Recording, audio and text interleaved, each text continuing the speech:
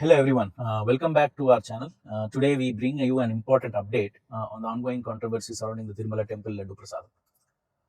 This issue has sparked intense debates and we are here to clarify the facts. Recently, Chandrababu Naidu made allegations that claiming that Y.S. Jaganmohan Reddy Garu was responsible for using adulterated ghee in preparation of famous Laddu Prasadam. However, the evidence actually suggests that these claims may not hold up under scrutiny, and I have collected a couple of facts to go through what is the process of procuring Laddu Prasadam ingredients.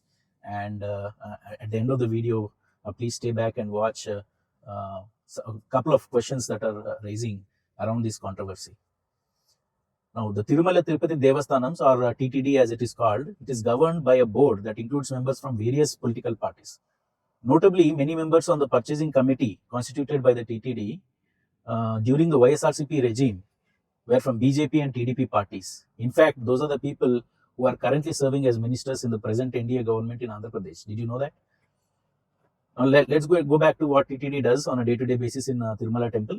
TTD conducts an online tender process every 6 months to select the vendors. Okay? These vendors are shortlisted based on their bids, but with a crucial condition that the ghee supplied must meet highest purity standards, irrespective of the cost they quoted during their bidding process.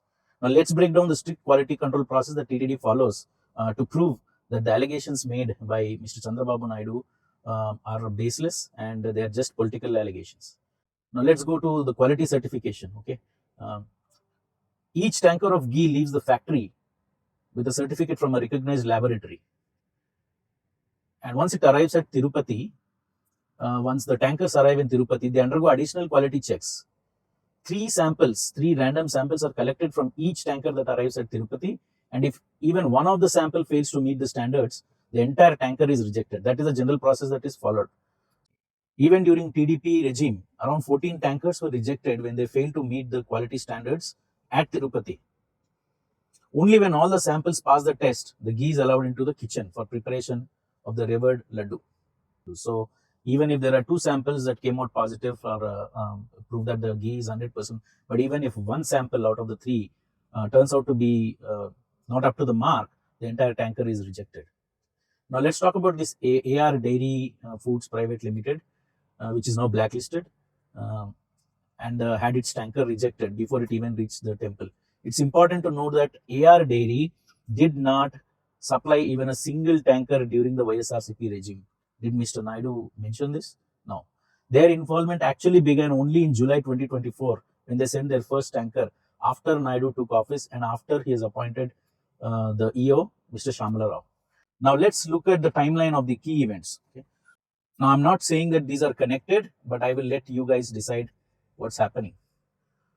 On June 5th, Mr. Venkaiah Naidu, Honorable ex-Vice President and former BJP leader, who is a very good friend of Mr. Chandrababu Naidu, visits NDDB labs in Gujarat and meets Mr. Minesh Shah, who is the managing director or the chairman of NDDB CAF.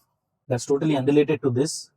I'm just mentioning it to show that this is a very reputed organization and visited by our Honorable ex-Vice President Mr. Venkaiah Naidu.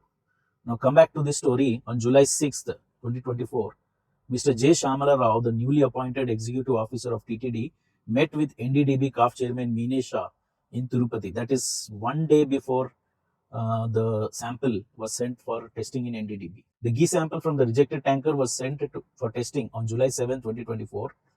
And then fast forward to September 16, 2024, Mr. Naidu visits Gujarat for Global Renewable Energy Investment Summit and meets Mr. Modi, Honorable Prime Minister Mr. Modi. And finally, on September 19th, on 2024, he released the Gujarat lab reports to media. The timing of these events raises serious questions with elections approaching in Haryana and Maharashtra. Many are asking, is this controversy politically motivated? Why wait until September, that is close to November elections? Why do we wait until September to disclose the test results? Now the devotees are understandably hurt and confused. The possibility of using the sacred prasadam for political gains is really troubling, especially given the significance of the temple to millions. Now, regardless of the underlying motives, the sanctity of Balaji's Laddu Prasadam should never be compromised. And let's hope this matter resolves respectfully, preserving the faith of devotees elsewhere.